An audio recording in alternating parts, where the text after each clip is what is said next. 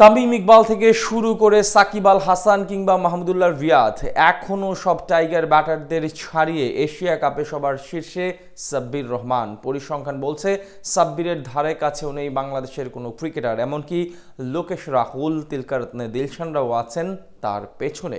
Asia কাপে সাব্বির রহমানের এমন সাফল্য নিয়ে বিস্তারিত রিপোর্ট।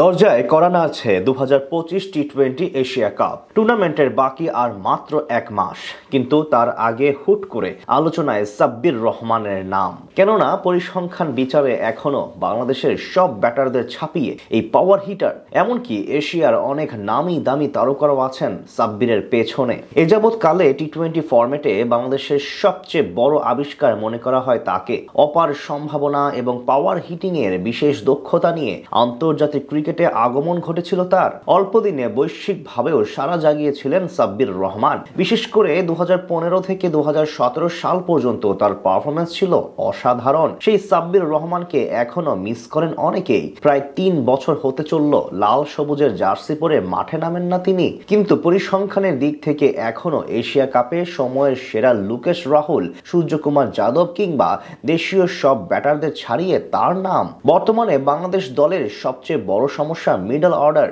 যেখানে নেই কোনো বিশ্বস্ত হার্ড হিটার ব্যাটসম্যান। অথচ 2016 এশিয়া কাপে এই পজিশনে দায়িত্ব সামলিয়েছিলেন সাব্বির রহমান, যেখানে দুর্দান্ত পারফরমেন্স করে হয়েছিলেন টুর্নামেন্ট সেরা। এখন পর্যন্ত 2টি এশিয়া কাপে খেলেছেন তিনি, যেখানে বাংলাদেশি ব্যাটারদের মধ্যে সবচেয়ে সফল এই ক্রিকেটার। টি-20 ফরম্যাটের এশিয়া কাপে এখন পর্যন্ত 7 ম্যাচ খেলে 112 রান করেছেন সাকিব, গড় মাত্র 16। বলা চলে ব্যাট হাতে পুরোপুরি ব্যর্থ ছিলেন সাবেক অধিনায়ক। তার আগে আছেন মাহমুদুল্লাহ রিয়াদ, তিনি অবশ্য বেশ সফল ছিলেন টি-20 ফরম্যাটের এশিয়া কাপে। সাকিবের সমান 7 ম্যাচে প্রায় 142 স্ট্রাইক রেটে করেছেন 173 রান, ব্যাটিং গড় 58 ছুঁই। তবে তাদের দুজনকে ছাপিয়ে এখন অব্দি সংক্ষিপ্ত ফরম্যাটের এশিয়া কাপে বাংলাদেশি ক্রিকেটারদের মধ্যে সবচেয়ে বেশি রানের মালিক সাব্বির রহমান। মাত্র 6 ম্যাচ খেলে তিনি করেছেন 181 রান, গড় ছিল 35-এর উপরে। এমনকি এশিয়া কাপে টাইগার ব্যাটারদের মধ্যে ব্যক্তিগত সর্বোচ্চ রানের ইনিংসটাও এসেছে তার কাছ থেকে। সেখান থেকে বলা চলে টুর্নামেন্টটির ইতিহাসে বেশ সফল ছিলেন এই পাওয়ার হিটার।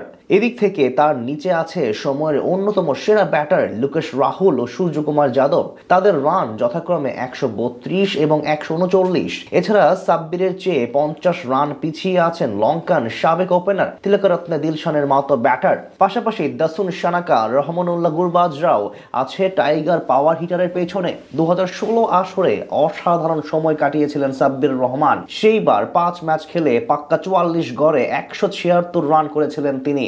আর তাই টুর্নামেন্টের আগে আরো একবার আলোচনায় উঠেছে তার নাম। দীর্ঘদিন ধরে জাতীয় দলে না থাকলেও বাংলাদেশি ব্যাটারদের বিবেচনায় এখনো অক্ষত আছে সাব্বিরের সর্বোচ্চ রানের রেকর্ড। এটাই প্রমাণ করে কতটা প্রতিভাবান ছিলেন তিনি। তাই এশিয়া কাপের ঠিক আগ মুহূর্তে মন খারাপ তার ভক্ত সমর্থকদের।